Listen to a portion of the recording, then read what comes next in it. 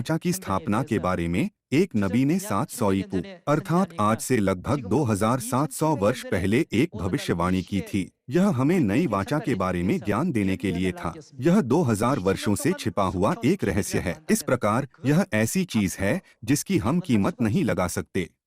आइए हम यिर्मयाह अध्याय 31 आयत 31 पर जाएं। फिर यहोवा की यह भी वाणी है, सुन, ऐसे दिन आने वाले हैं जब मैं इसराइल और यहूदा के घरानों से वह क्या बांधेंगे, नई वाचा बांधूंगा। यदि यह परमेश्वर का कार्य है तो यह सबसे उत्कृष्ट कृति है। जब परमेश्वर इस पृथ्वी पर देहधारी होकर आए तो उन्होंने क्या स्थापित किया? यह नई वाचा है। परमेश्वर ने घोषणा की, ऐसे दिन आने वाले हैं जब मैं नई वाचा बांधूंगा।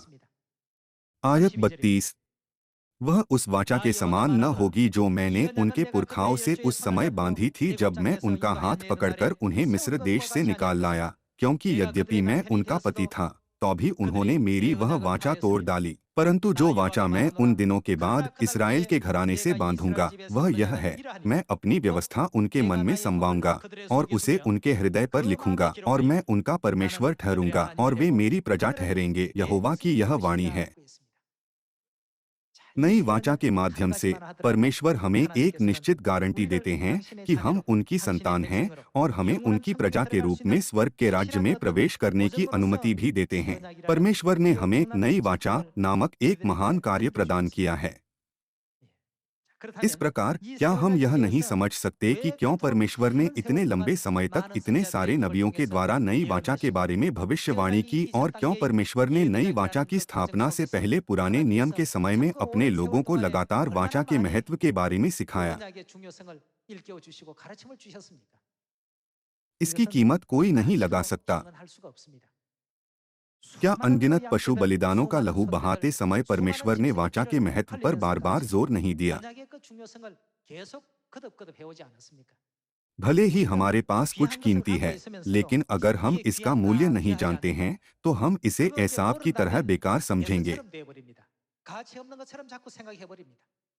कृपया ध्यान से सोचिए, इसका कितना मूल्य है?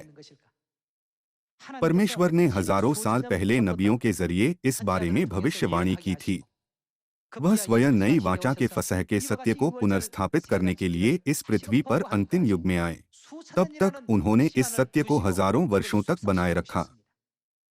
लोग कहते हैं कि फ्रांस की सफेद वाइन 100 साल पुरानी होने पर बहुत मूल्यवान होती है, लेकिन परमेश्वर ने इसके लिए हजारों सालों से तैयारी की थी। अंत में परमेश्वर ने इस युग में अपना कार्य पूरा कर लिया है। सभी लोगों, भले ही आप इस कार्य का सही मूल्य न जानते हों, लेकिन यह कभी भी बेकार या तुच्छ नहीं है। क्या यह सच नहीं है? यह परमेश्वर स्वर्ग और पृथ्वी और पूरे ब्रह्मांड के सृष्टिकर्ता परमेश्वर ने बनाया है। सत्य की यह व्यवस्था मनुष्यों द्वारा नहीं बनाई गई थी।